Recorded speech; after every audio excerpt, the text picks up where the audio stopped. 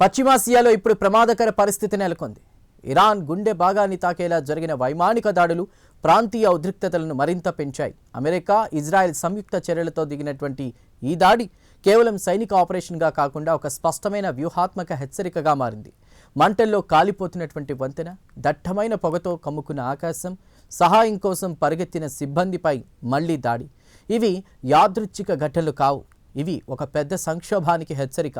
America అధ్యక్షుడు Donald Trump ఇచ్చిన హెచ్చరికలు ఇంకా ముందుంది అన్నటువంటి వ్యాఖ్యలు ఇప్పుడు యుద్ధ భయాన్ని మరింత పెంచుతున్నాయి. ఇదే సమయంలో ఇరాన్ కూడా వెనక్కి తగ్గేలా కనిపించడం లేదు. ప్రతీకారానికి సిద్ధమని సంకేతాలు ఇస్తూ గల్ఫ్ ప్రాంతంలోని కీలక వంతెనలపై దృష్టి పెట్టింది. అయితే ఈ యుద్ధం ఇక్కడితో ఆగుతుందా, లేక పశ్చిమాసియాను మరింత పెద్ద యుద్ధంలోకి నెట్టేస్తుందా?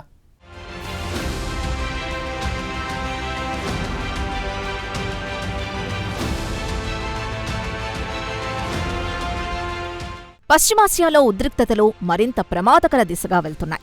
ఇరాన్పై యుఎస్, ఇజ్రాయెల్ సంయుక్త దాడులు తీవ్రతరమయ్యాయి. తాజాగా ఇరాన్లో నిర్మాణంలో ఉన్న అతిపెద్ద వంతెనపై జరిగిన వైమానిక దాడులు ఈ ఉద్రిక్తతలకు కొత్త మలుపు తీసుకొచ్చాయి. వ్యూహాత్మకంగా కీలకమైన ఈ వంతెనను లక్ష్యంగా చేసుకుని జరిపిన దాడి కేవలం ఒక నిర్మాణంపై దాడి మాత్రమే కాదు, ఇరాన్కిచ్చిన స్పష్టమైన హెచ్చరిక. ఈ దాడిలో భారీ స్థాయిలో మంటలు చెలరేగడం, దట్టమైన పొగ వ్యాపించడం దాని తీవ్రతను స్పష్టంగా చూపిస్తున్నాయి. మొదటి దాడిలోనే ప్రాణనష్టం సంభవించగా సహాయక బృందాలు అక్కడికి చేరుకున్న సమయంలో మరోసారి దాడి జరగడం పరిస్థితి ఎంత ప్రమాదకరంగా మారిందో తెలియజేస్తోంది. పౌర నిర్మాణం అయినప్పటికీ దాన్ని లక్ష్యంగా చేసుకోవడం యుద్ధ విమానాలపై కూడా ప్రశ్నలు లేవనెత్తుతోంది. అయితే ఈ దాడిని ఇరాన్ తీవ్రంగా ఖండిస్తూ ఇది తమను భయపెట్టే ప్రయత్నమని చెబుతోంది.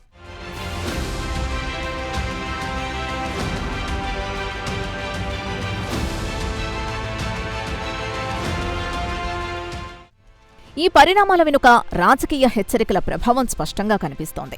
అమెరికా అధ్యక్షుడు డొనాల్డ్ ట్రంప్ ఇటీవల చేసిన వ్యాఖ్యలు ఈ దాడికి ముందస్తు సంకేతాలుగా భావిస్తున్నారు.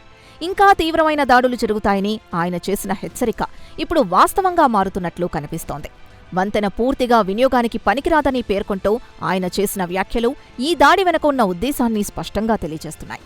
అంతేకాదు, ఇరాన్ త్వరలో ఒప్పందానికి రాకపోతే పరిస్థితి మరింత దారుణంగా ఉంటుందని ఇచ్చిన హెచ్చరిక రాబోయే రోజుల్లో ఉద్రిక్తతలు ఇంకా పెరిగే అవకాశాన్ని సూచిస్తోంది.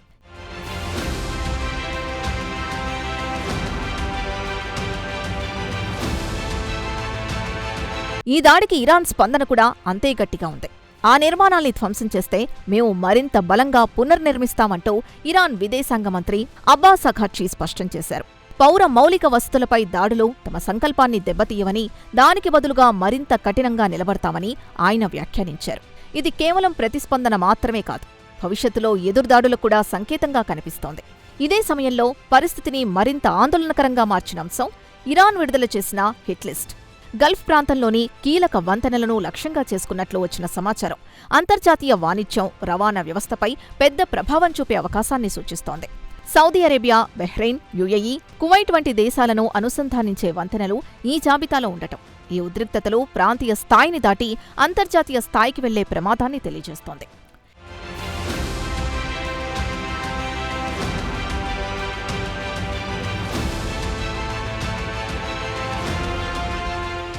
ఇక ఈ వంతెనలు కేవలం రవాణా మార్గాలు మాత్రమే కావు, ఆర్థిక వ్యవస్థల నాడులు.